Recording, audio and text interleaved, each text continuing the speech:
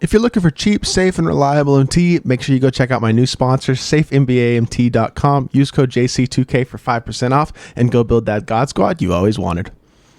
Yo, what is good, YouTube, and welcome back to another JC2K video. In today's video, I am going to be ranking the top 10 best Galaxy Opals in NBA 2K21 MyTEAM right now. These are some of the best budget cards in the game, guys, who you can fill in if you're using if you're trying to use a salary cap lineup for a tournament, for example, or if you just are in a pinch and you need a player in any of these positions. Most of these guys can still compete at a high level and can give you really, really good minutes off your bench or even in your starting lineup and compete against some of the most expensive top cards in the game. If you do, before we hop into it, if you haven't, make sure you hit that subscribe button. Help me push towards the 2,500 subscriber mark on the channel, pushing towards the end of 2K21, hoping to just get through the next month and they'll grinding on 2K22. Being very, very excited for 2K22 to come out and hopefully for there to be a lot of growth then. But until then, just grinding it out, trying to finish this year up strong. But without further ado, let's hop into it. Take a look at the top 10 Galaxy Opals in the game. So, one thing I do want to mention is there's a lot of Galaxy Opals in the game who are really solid cards. Guys who aren't on this list but are still very solid Galaxy Opals. You got guys like Josh Smith, Jalen Rose, Cliff Robinson, PJ Washington. I mean, there's a lot of really solid Galaxy Opal cards who aren't on this list and guys who could still be used, I think, at a very high level. And a lot of these guys are really good for theme teams and things like that as well. But coming in at number 10, we have Yi Jianlian. I definitely mispronounced that. But that being said, he is 7 foot at the shooting guard position, which is a really nice thing. 7'4" wingspan as well. He's got really, really great length, obviously, at that shooting guard position. 250 pounds, hotspots everywhere except for this one mid-range spot, which I don't really think is crucial.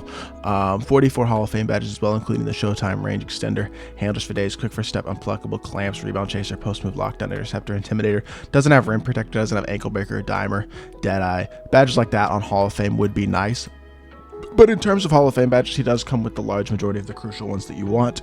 Then looking at his stats, I mean, he's got 90 plus on most of the key defensive stats, 90 driving dunk, 93 shot 3, solid athleticism for a 7-footer as well. He moves well off the burst, jump shots decent, jump shot 70, same basis like Jonathan Isaac, Tobias Harris, Karis LeVert, guys like that. But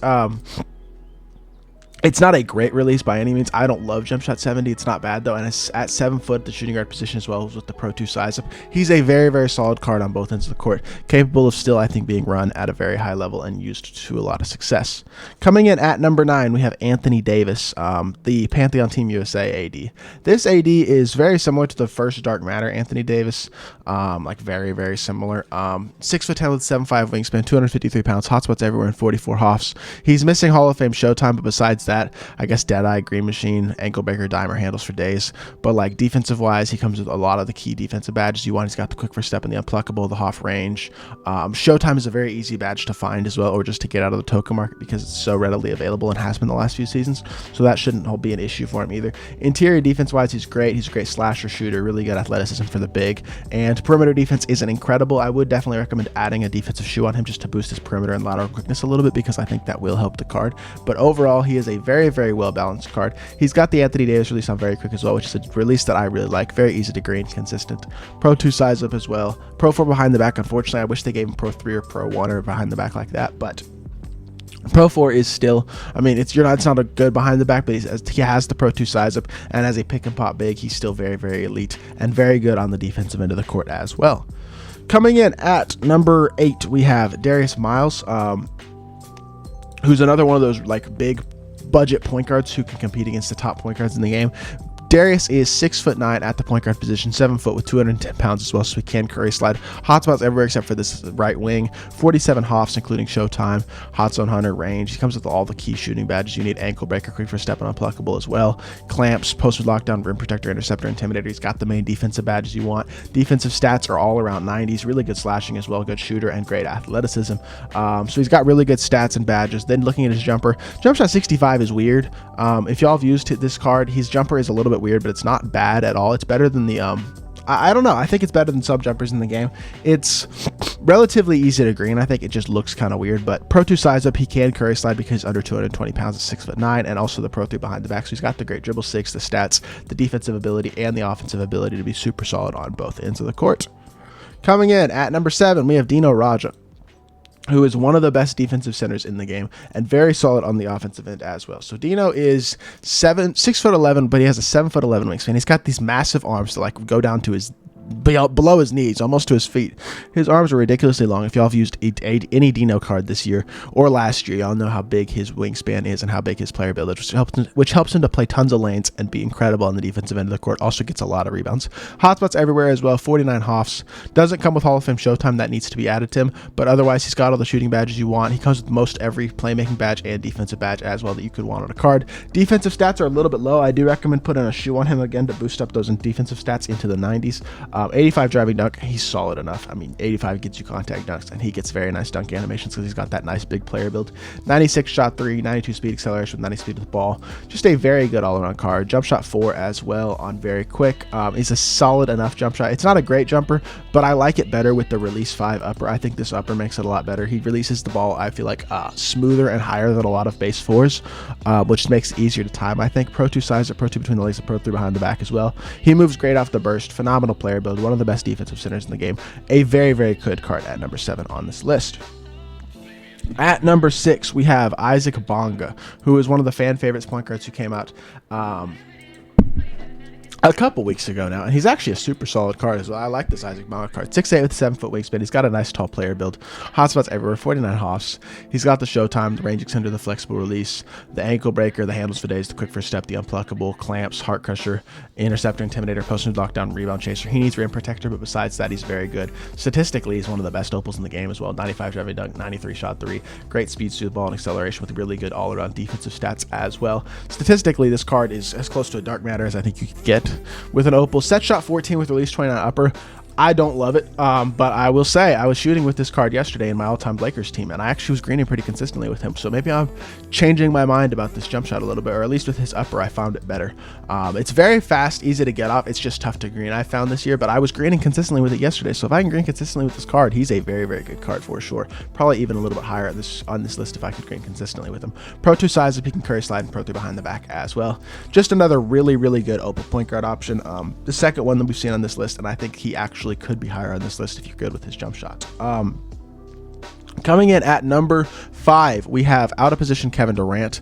And this KD, if you badge him up, I think he is definitely significantly higher on this list. I'd put him top 3, but or maybe not top 3. I definitely put him, probably move him up to top 4 if you add a couple of the badges that needs to him. But he's 6'10 with 7'4 wingspan, can play the shooting guard position, hotspots everywhere. Only 30 Hall of Fame badges, needs the Showtime badge, needs Hot Zone Hunter, Ankle Breaker, Bailout, Dimer, Interceptor, badges like that. But he does at the shooting guard position have clamps, heart crusher, intimidator, post move, lockdown, rebound chaser, and rim protector. He's got the downhill handles for days, quick first step, and unpluckable. He's got the shooting badges, and he is a solid finisher as well, gets good dunk animations. Statistically, he's very solid all the way around as well. Again, I recommend putting a defensive shoe or a speed suited ball acceleration shoe on him to try to boost up those stats. But slashing wise, he's still great, even though he only has a gold showtime. I definitely do recommend putting out a Hall of Fame, but he gets great dunk animations. He's a good rebounder. He's one of the best defensive shooting guards in the game in terms of his ability to switch and play defense on a 4 or a 5 at a competitive level.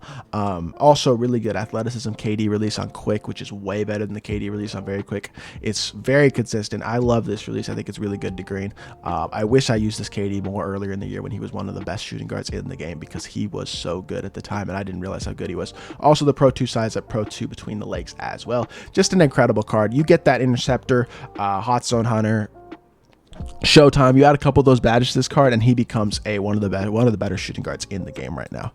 And the guy I have above him is Wes Unseld, another guy you can play at that shooting guard position or the point guard position. And I have Unseld just above him because I think Unseld comes more complete than KD as their base cards. Unseld's 6'7 with 6'10 wingspan. He's got a tall player build with the nice afro that makes him look more like 6'9. Hotspots everywhere in 48 Hoffs as well, but he comes with the Hall of Fame Showtime that KD doesn't have. He's still got some of those key shooting badges like the range extender. He's still got hotspots everywhere, and playmaking badge, he comes with more of them like Ankle Breaker and Bailout, as well as that Dimer. He got defensive badges like Clamps, Heart Crusher, Interceptor, Intimidator, Rebound Chaser. Doesn't have Rim Protector on Hall of Fame, but besides that, I do think he comes more souped on that defensive end of the court as well in terms of his badges.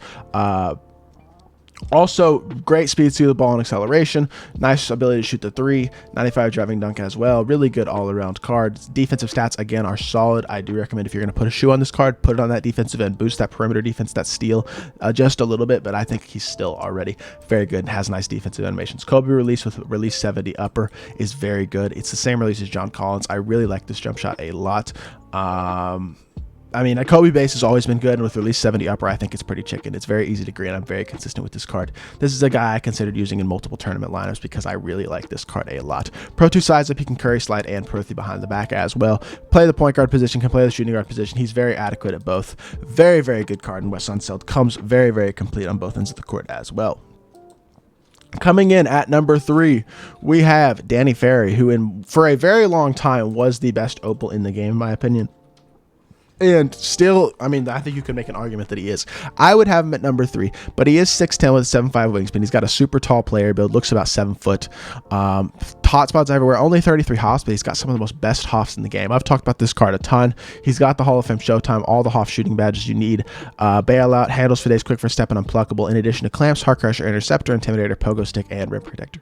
You could argue that these are the 6 most important defensive badges that he has on Hall of Fame. Now, if you can add other badges to this card, like an ankle breaker, a dimer, a post move lockdown, a rebound chaser, a pickpocket, a pick dodger, a green machine, there are badges that you can add to this card to make him better for sure. But even with just this base card, he comes incredibly complete for a card with only 33 Hall of Fame badges. He does not waste Hall of Fame badges at all. Statistically, he has the exact same stats as the Dark Matter. Incredible stats for an opal with 95 speed, acceleration, 94 speed with the ball for a guy who's 6'10 with like a 7-foot player build.